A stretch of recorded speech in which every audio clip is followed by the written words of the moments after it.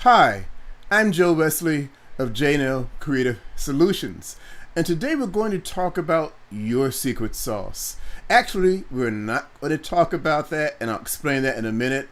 Before I forget, please remember to subscribe, click the button below, and that allows you to have knowledge of our videos upcoming every 2 weeks.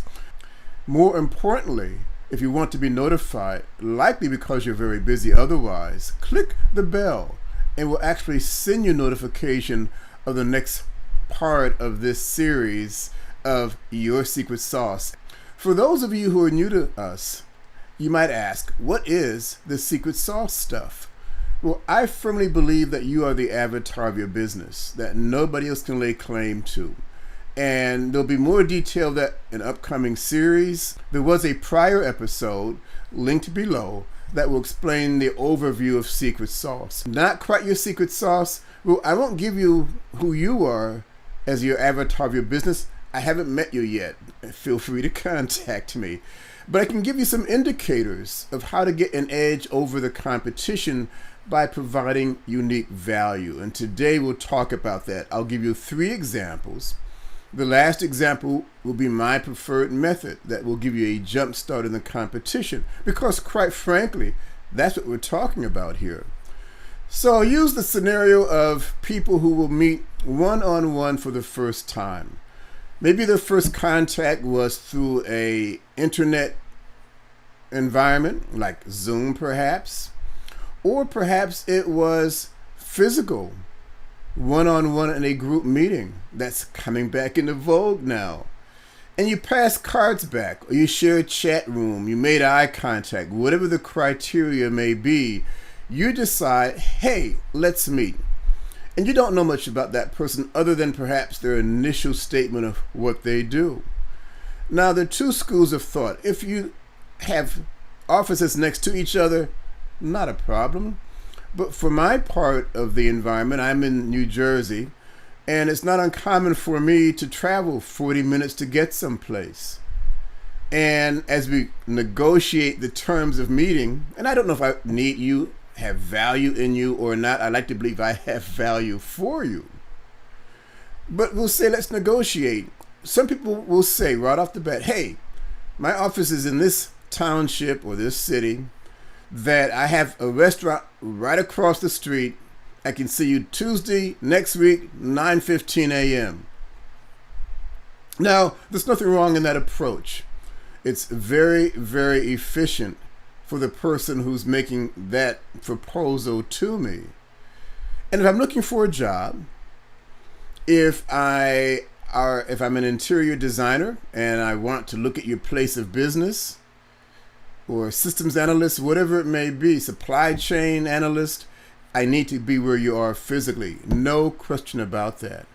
But on the other hand, if I'm traveling 45 minutes in non-rush hour traffic to get someplace, meet for maybe a half an hour, minimal, and then driving back, that's my whole morning.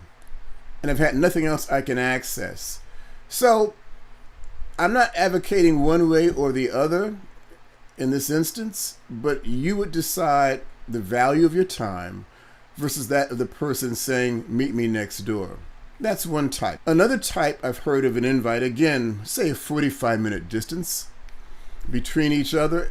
I will ask you, as the initiator of the invite, do you have a favorite restaurant that you'd like to go to?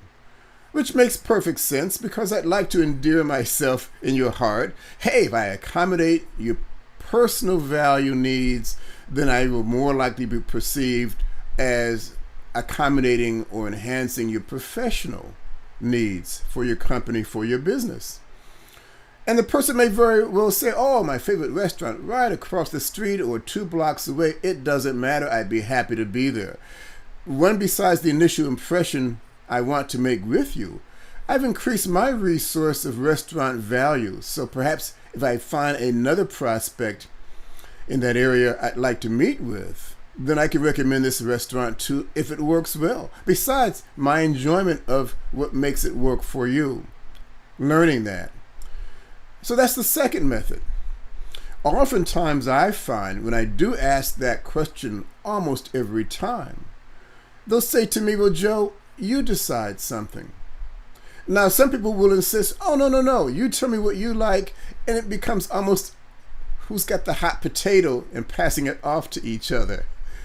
I take it as you're giving me permission, better yet, you're asking me to take the ball on this one.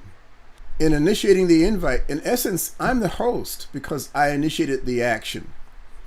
And that person is saying to me, I believe firmly, well, look, you've asked me to meet you, give me something of value. And in this instance, it's an experience I haven't had before. And that makes sense to me. So what I'll do is I'll ask certain questions. Do you have a food preference or not? I want to get an idea of that person's. Do you like coffee format? Do you like diner format? Do you like whatever it may be? And in asking the question, not only am I trying to accommodate that person, I'm getting a feel for the persona of that person. Who is this person? Why is that important? Because if you're going to consider my services, assuming that in some manner might work for you, you might choose me over the competition, one, because I'm making the extra effort, and two, because I've taken more time to decide or determine what value I can provide for you. So I said I'd be happy to. As a matter of fact, I'll give you two choices. So I will always try to choose first a restaurant halfway between us. And I prefer using a major highway because someone is not having to drive multiple miles through stoplights and weird traffic turns and things of that nature. I would try to choose one restaurant always that's well rated, at least a 2.5 out of 4-star format, but not exorbitantly expensive. 2-star expense, at the most 3 perhaps. We're on a budget. And I try to choose one restaurant that is unique, I'll say ethnic, whatever it may be. And then I'll choose a safe restaurant.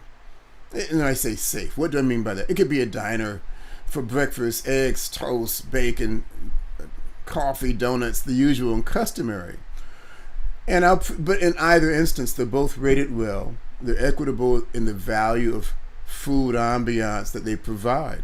Always parking available as possible.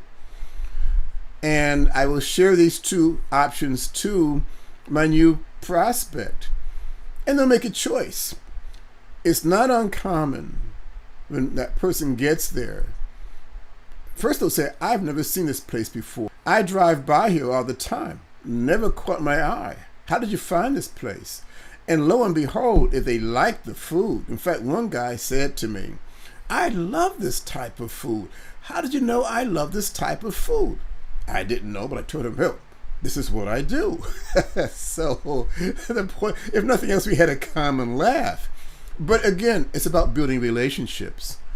So that person sees I've taken the time at their request to give them what they've asked of me. Give me a unique experience, something I don't already know. Quite frankly, if you want my money, you got to do that minimally for me and for my business. And not only do you offer me something unique, it's of unique value, not just different, but something I truly appreciate. And you've made the effort, because one guy said to me, because we agreed to, I suggested we meet halfway. He says, Joe, you're the first person that offered to meet halfway. Everybody else wants me to come next to their office. He liked me just for that reason. We didn't even negotiate restaurants. I said, hey, there's a diner halfway, let's meet there. Most people I've bumped into, business-wise, don't make the effort extraordinary. And isn't that person worth it? More importantly, aren't you worth it to make that effort? So this is an example of not quite secret sauce, but an example that is readily available, that stands on its own 2 feet of far more value than most of your competitors are prepared to offer. So if this is the type of example you like, please follow us, share us. Understand that I can't talk about your secret sauce unless I've had direct contact with you. So if you'd like to know more about that, please feel free to check the link below that will describe how to contact me so we can have free initial dialogue, no charge for it, 15 minutes of your time. 15 minutes of my time also. Now, when I say that, I got to make it worth my while. If I make it worth my while for me, I guarantee you it'll be worth your while for you. I'm Joe Wesley, J&L Creative Solutions.